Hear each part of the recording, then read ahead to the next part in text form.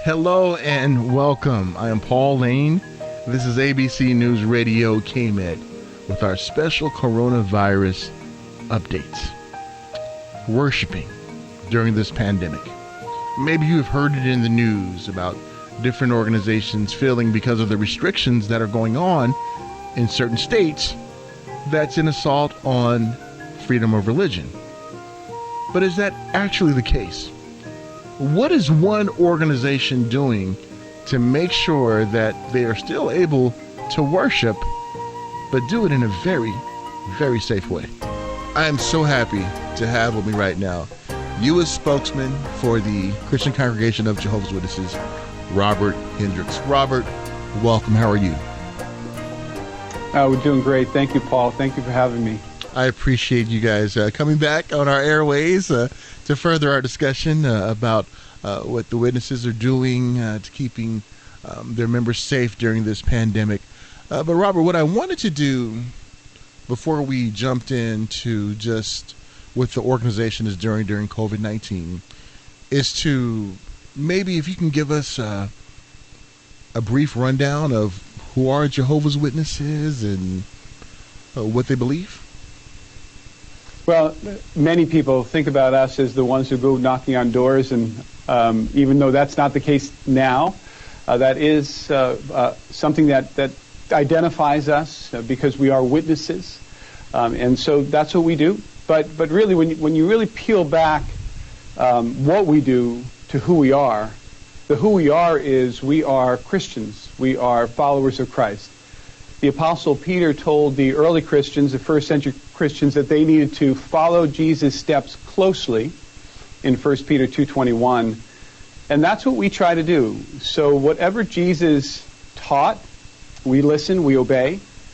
His example, we try to do the best we can to be the kind of person he was. He was neutral in political affairs. He was peace-loving. He was a peacemaker.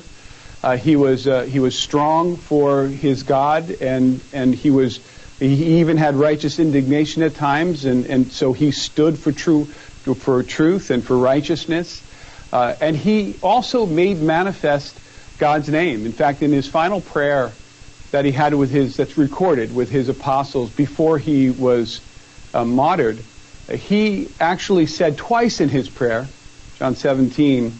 That he made God's name manifest to them and to the world. And so that's who we are. That's what we try to do. And Robert, so is that where the name Jehovah's Witnesses came from? Exactly. So when you look back to the term or the word witness, believe it or not, many people don't know this, it applies to faithful men going back to Abel. And that's biblical. That's in Hebrews chapter 11 and 12. Where it starts with Abel all the way to Jesus, and Paul calls them a great cloud of witnesses. But beyond that, God actually called his people in Israel in Isaiah 43:10. He called them, he said, "You are my witnesses." And finally, the foremost witness, of course, is Jesus Christ, who himself called, he titled himself the faithful and true witness in Revelation chapter 3:14. So when we took on this name early in our history in 1935, it was, or 31, it was a major step because we were taking on a biblical name, a name that Jehovah, that connected us and connects us to all faithful worshipers of God. And it really identifies what we do as God's people, that we testify about him. We witness about him, just as Jesus and the apostles did. And I know some of the criticism, Robert, that has been levied against the witnesses is you don't believe in Jesus. But when we look at all the things that Jesus stood for and accomplished when he was on earth, we definitely see that with the witnesses. So the fact that ones may think that you don't believe in Jesus means that they don't really understand all that Jesus did when he was on earth, because let's face it, people know that Jesus was born, did a couple of miracles, and then he died for us. But there's that component of that preaching work that some people are really not aware of, and that's where the witnesses come in to kind of explain that. Well, I think it's true, and it's understandable that people think we don't believe in Jesus. Our name is identified with his Father, Jehovah, which is, of course, the name of the Supreme Being.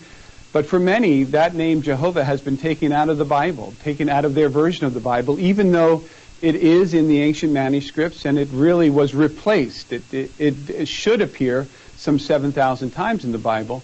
And Jesus himself used the name Jehovah. In fact, his own name is wrapped up in that name because Jesus, or Yeshua, or Yahashua, his Hebrew name, it actually means Jehovah is salvation. Jehovah is salvation, which really means that salvation belonged to Jesus only because of his Father.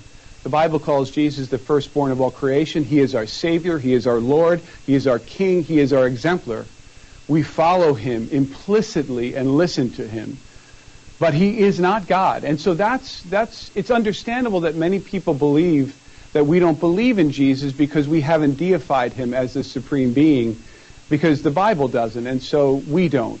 While we love Jesus with all of our hearts and we follow his example, we worship his Father, and his Father's name is Jehovah.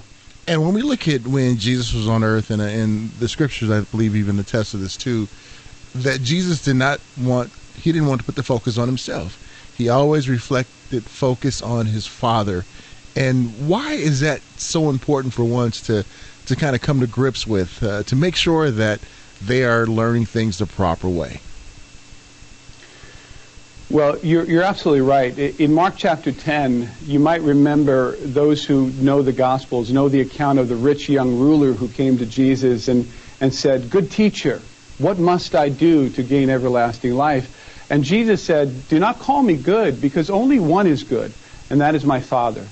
And so Jesus always directed attention to Jehovah. In fact, he said on a number of occasions, "I only do what my Father tells me to do." Jesus, in some ways, this may seem like an overstatement, but he didn't have an original thought, because everything he thought was in line with his Father. And he perfectly reflected his Father here on the earth and directed or redirected any glory that he got to his Father. And so we do the same thing, even though we certainly view Jesus as our exemplar and our King, by the way. He is the King of God's kingdom, which we pray for every day. His Father is the supreme one and has set the standard for all of us to follow. And Jesus followed it perfectly on earth. As Christians and followers of Christ, we are practicing Christians. We haven't perfected it. We're trying to follow it closely. But we do our best every day to follow that beautiful example. So, Robert, you mean Jehovah's Witnesses are not perfect? Yeah, well, we're far from perfect. I think most people know that. We make our mistakes, and we haven't perfected Christianity. That's a long way off, perfection with Christianity. But the good thing is that Christianity and following Christ and following in his footsteps has really elevated our lives. I know for myself, and I know many of my friends would say this, that if it weren't for the teachings of the Bible, the example of Jesus, the organization which has taught us so much about Jesus and his Father, I don't know where I'd be. I know that I wouldn't be the person I am. I feel like I'm a better person as a result of what I've been taught and what I try to practice. And I think a lot of witnesses would tell you that it helps lift us above our own fleshly tendencies and desires, and really helps us to be spiritual people on a regular basis, following not just what we want to do, our heart and our flesh, if you will, but what we should do. And that helps us to kind of overcome many of the issues that society faces. And Robert, thank you so much for taking time to just briefly explaining what Jehovah's Witnesses, the organization, is and what's it about. I'm sure we can go on for hours to even discuss it even more. We really appreciate you sharing that with us. I wanted to talk. It's certainly my favorite topic. So you're right. Absolutely. And what I wanted to do was to talk about the issue that we see today with this pandemic. There's a lot of conversations about places of worship and COVID-19. We all heard the expression before, the ultimate sacrifice, where ones feel that they're willing to die for a certain cause. And we know even in the Bible, Jesus, he sacrificed his life in behalf of mankind. But then there is caution we see in the Bible too, where it tells us not to take unnecessary risk. Case in point, when Jesus was tempted 3 times by Satan, one of the temptations, Satan told him to jump off the cliff. Jesus basically said, no, I'm good. Don't put God to the test. How has the witnesses struck that balance when it comes to worshiping safely during this pandemic? Well, it is a balance. You're absolutely right, because we still want to maintain worship. But kind of let's dial back for a moment to talk about the issue of giving our life. Jehovah's Witnesses want to live. We love life. We want to stay alive because that's how we worship God. We can't praise him in the grave. However, we don't mind dying for our God if that is the case, but we don't want to die for a pandemic. There's no reason for that if we can help it. And really, we have an obligation to our God to help it. In other words, when you think of what God has given us, life is precious. There's a reason why in the Bible, the taking a life, even accidentally, there was a consequence to that in God's law. Because he views life as sacred. He's given it to us as a sacred gift, and it's not ours to own, right? He's given us life, and really it makes us more indebted to him to value that life and value that gift. And so when the pandemic began to raise its ugly head here in this country in January and February, our congregations were put on high alert. Many of the policies of use of our kingdom halls, which are our buildings for worship, many of the sanitary procedures, all of those things changed. Even in the course of through February, many of our congregations even canceled their meetings canceled the use of the hall because in their community, the COVID-19 had raised its ugly head.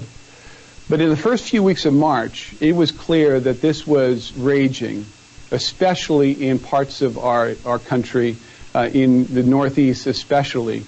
And that's when the organization said to all congregations, you must stop using your Kingdom Hall for everything. So no more did we have any public meetings in public places. These meetings then went to a virtual platform. Took its time as an organization to kind of get that, unify the entire area. We have 13,000 congregations in this branch territory. We call it a branch. So in order to unify everybody, it took a little time, a couple of weeks.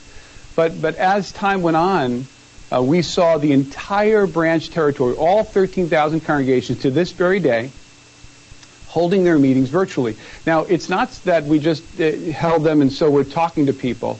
About 80% of our meetings are discussion-based. So we wanted a platform that allowed people to be able to have meaningful participation, robust discussions about their faith. And so that happened. So we didn't compromise fellowship. We didn't compromise participation. We were able really to move pretty seamlessly to this platform and still accomplish what we need to accomplish at meetings while not putting lives at risk to do it. And I know the Kingdom Halls were open to the public. So how can ones, if they wanted to be a part of these meetings or hear some of these Bible-based talks, is it still open for them as well? Oh, absolutely. In fact, it's interesting. We have often said that our organization will never be the same. The pandemic has changed us, and even though there are many negative elements to this pandemic, many of our brothers and sisters are sick across the world. We've lost hundreds to this pandemic, so it has been sad. But at the other side of it is this, that we've been able to embrace so many more in this virtual platform. It's amazing how we have many who have been very sick, perhaps disabled, have some disability that didn't allow them to come to to the meetings. In fact, maybe that disability had nothing to do with their physical health. Maybe it was emotional, or perhaps it was a sensitivity to perfumes or to solvents or to a rug or to the hall. Then we had, we're all aging. The whole world is aging. Certainly this country is aging.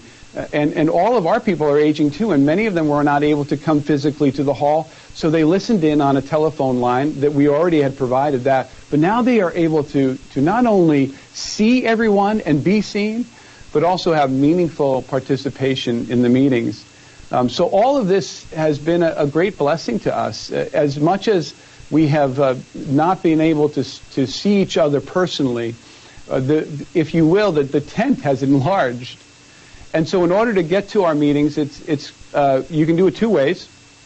Go to the website, and you can scroll down right to the bottom, and you can do one of two things: request a visit, and just sign up.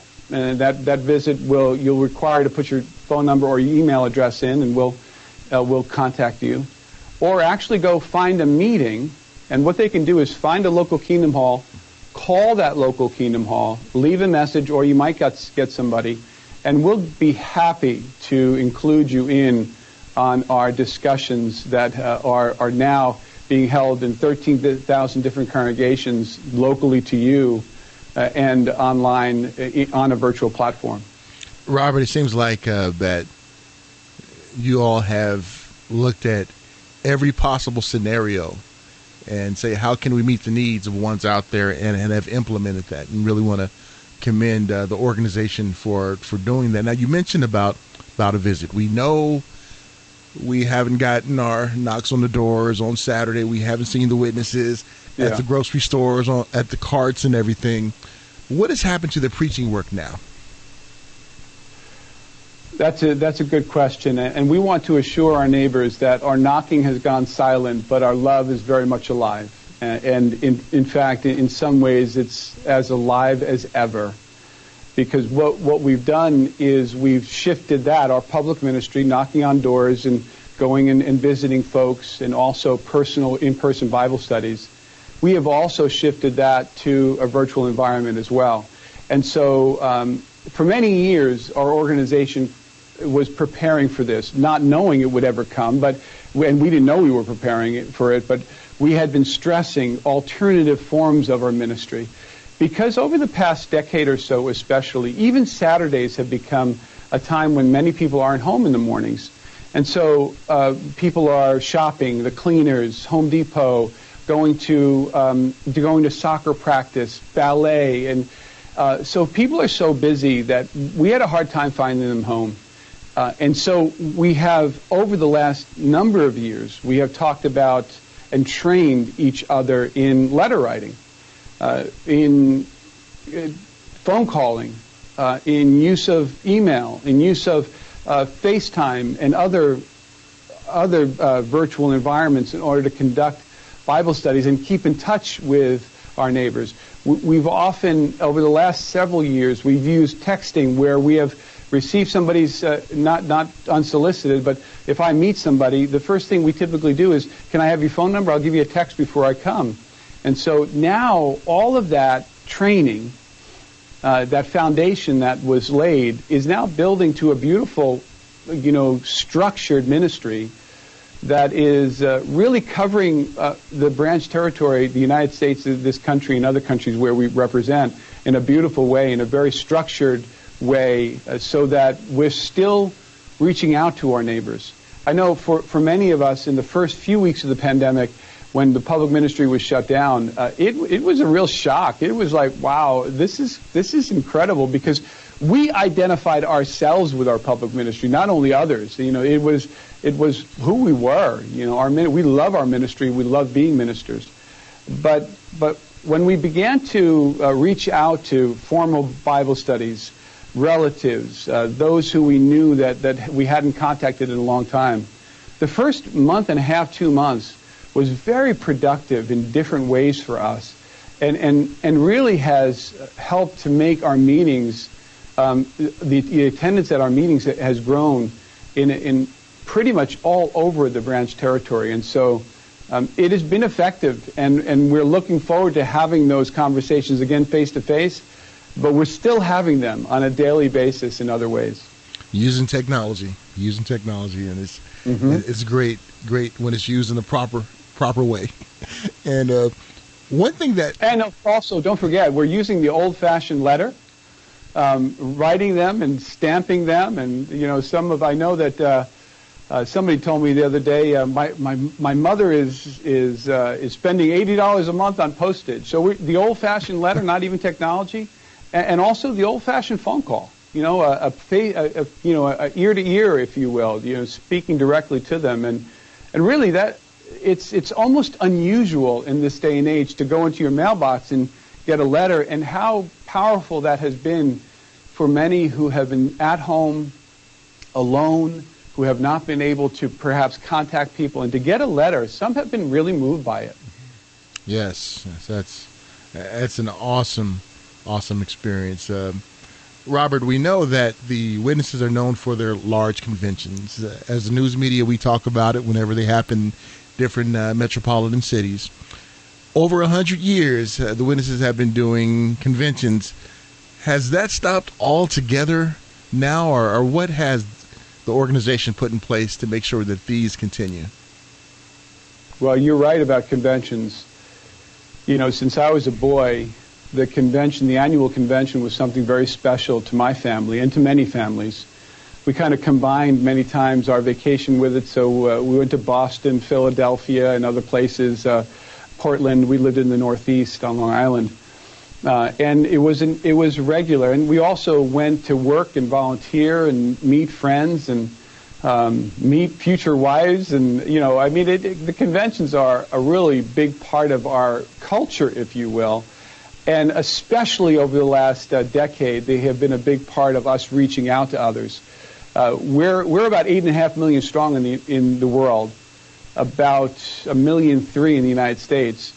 But around the world, we have about 14 million that attend our conventions, and in the United States, anywhere from 1.5 to 2 million who are attending our conventions. So it's not just us; it's also by a factor of almost 2. It's our guests and our neighbors and those who are formerly associated with the organization that are coming back. And so there was no way, even though this is the first time since 1897 that we don't have a convention in the United States, there was no way that we were not going to provide something for our brothers and sisters. Now, back in April, that looked pretty ominous. Even though things seemed to be getting better, it was very clear that we needed to provide something. Who would we provide it to? Well, the entire world, it was decided, would not have a public convention.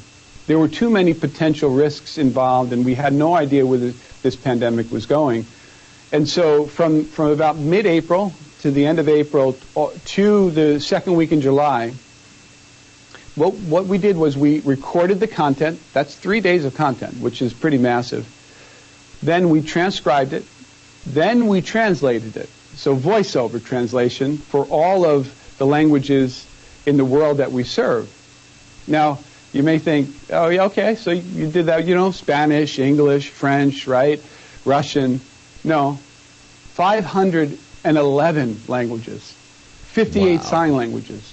When you're in 240 lands around the world, that's what you have to do to reach everybody. And that's what was done. And I think that you could actually, it's the first time, no doubt, it's the first time it's ever been done in history. So it's never been done before. Who would do it besides Jehovah's Witnesses? And we didn't do it. So when you look at this, it truly is a modern day miracle. Yes, it is. To do all that in such a short period of time, keeping one safe while getting that spiritual education from the Bible. That is truly a modern day miracle. And you mentioned the website a couple of times. Mm-hmm. That website is incredible. I'm a tech guy, so when I see all the things that website has, and even the app, the JW Library app, it is incredible. From Bible-based talks, from inspirational music, things for kids. Anything else about that website you'd like to let everyone know about?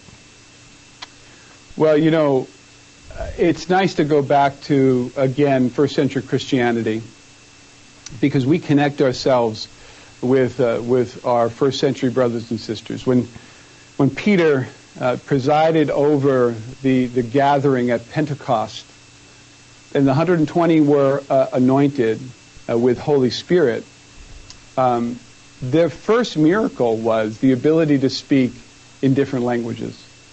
And many think of it about that as being speaking in tongues, and it's true, but speaking in tongues today doesn't equate to speaking in tongues back then. They were actually able to speak with everybody who was from all the dialects from all over who had come to Jerusalem. They were able to speak in their own language, in that person's language, without the benefit of having an education in that language. The Spirit allowed them to converse and to teach multiple people in multiple different languages. It was a beautiful miracle that ended up really helping Christianity spread very quickly, because what happened was when they left that holiday, that holy convention, they left. They went back to their homes, back to their own dialects, and they brought Christianity all over to the known world at that time. So when you look at today's focus of Jehovah's Witnesses on language translation, it really matches that first miracle. And it in itself is a modern day miracle. While it's not because of people being able to speak in tongues, what we've done is we've established the fact that it's important to teach a person in the language of their heart. Now that's an amazing concept that as an organization we needed to really learn over the last 30 or 40 years. Because many people, for example, in the United States speak English. Yet we hold conventions in some 100 languages, and we have congregations and groups in more than 160 languages, many of whom will come to that meeting and are able to speak some level of English. But when they hear God's word in their language, it reaches their heart because it's the language of their heart. It's their mother tongue, right? So it's their lingua madre, as they would say. And that mother tongue is what they spoke with their mother at home. And so to hear God's word in the same language that their mother spoke to them, that they speak in their home, has had a powerful effect on the world. And that's why we are in over 1,020, I think it's 1023 at the last time I looked, languages that our website is translated into. That is, again, beyond anything that any other corporation has ever done, by exponentially beyond it. And we're doing that because God wants everyone to know the truth in their mother tongue. That is so true. And again, hearing those statistics, I'm blown away. Some of the top websites in the world don't even accomplish that. So what That's right. the organization has been able to do is really incredible.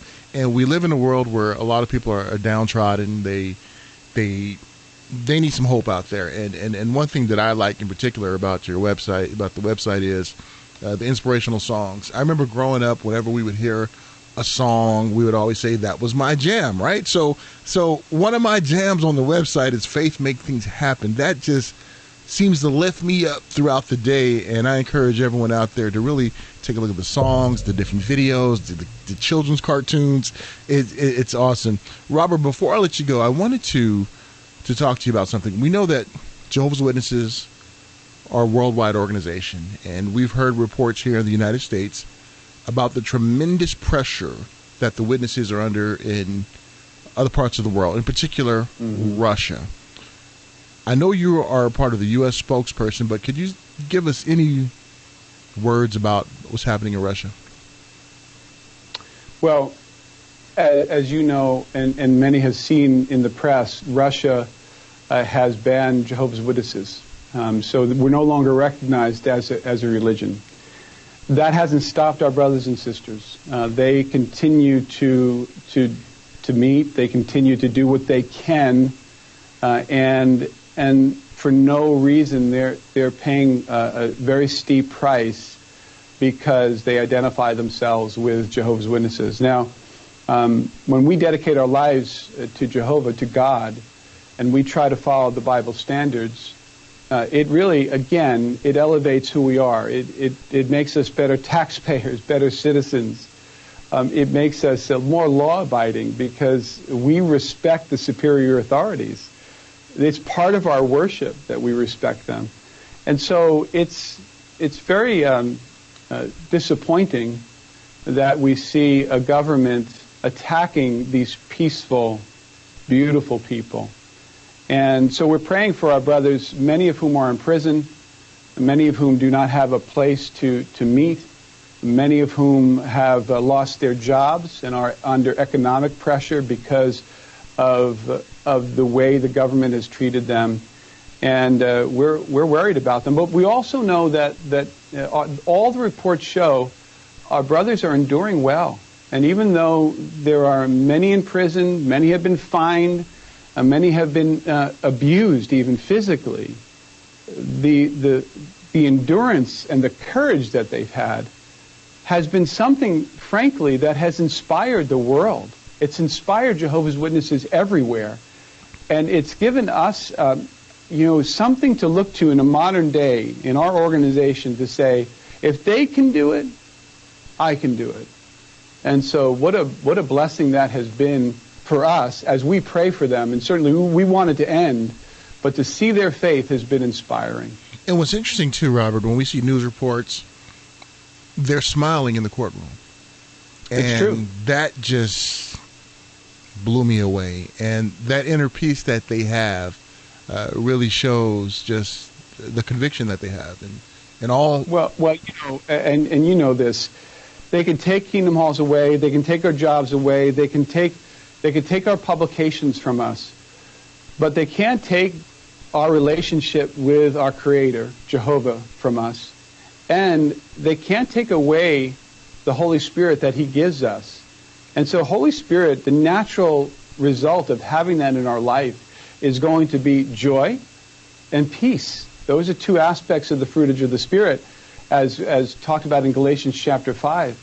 And so you see they have an unusual peace and an unusual joy in the face of this terrible situation.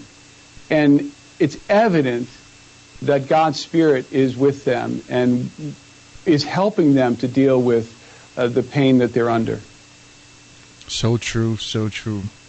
Robert, thank you so much for coming back and joining us here at the station to share a little bit more about what Jehovah's Witnesses are doing out there, what they believe in, and that information about what's going on in Russia. We truly, truly appreciate that. How can ones find out more information about the organization again? Going to jw.org. That's the best way. Of course, you could talk to somebody that you know who's the Jehovah's Witnesses. Most of us have some family member who's associated with Jehovah's Witnesses. But also, if you want to just privately, you can do a number of things privately on jw.org without even putting your name in. One, you can study the Bible. There's an online Bible study program that's available in multiple languages on the website. Number two, you can watch our convention. And so you would be seeing the same thing that we're seeing. And our convention's theme is always rejoice. And so at this time, we beg you to go and watch our convention. There's no obligation, but to be able to have 6 segments of a convention with beautiful multimedia aspects to it that are helping us to maintain joy, to rejoice in the midst of a pandemic, it's beautiful. So go to the website. You might find a meeting and call us. You could just put in for a request for a visit, or you can just go around to the website and learn everything about the Bible and God's people, and we would love that too. So we welcome you to do that. jw.org. Robert, again, thanks again for coming on and speaking to us. We really, truly appreciate that, and you guys are welcome back anytime. Please continue to stay safe, you and your family and your loved ones during these crazy times, and we really appreciate the time you spent with us. Paul, you too. It's a difficult world out there. It's very dangerous. So we're trying to stay safe, and we thank you for having us and allowing us to express many of the things we love to express to people at the door. So we really appreciate this opportunity. Once again, I'd like to thank Robert Hendriks for joining me, talking about the things that the Jehovah's Witness organization is doing to keep their members safe, but also making sure they are getting the spiritual food and getting God's word, and also what they're doing for the public as well. I talked about that inspirational song, Faith Makes Things Happen. You got to check it out. Some of the words go like this. It's a long road going down. I might have mixed the words up, but it says faith can make things happen. Instead of me blabbing about, here's a little clip of it right here. Take care, folks. Love you guys. Talk to you guys soon. Full of questions, a life so unsure. I heard what you told me. I wanted more. What you told me. I wanted more. Unanswered questions were answered that day. The worry I was feeling melted away. All my worries faded away. It's a long road we're going down, but faith can make things happen. When there's no way through and no way round, faith can make things happen. Make things happen.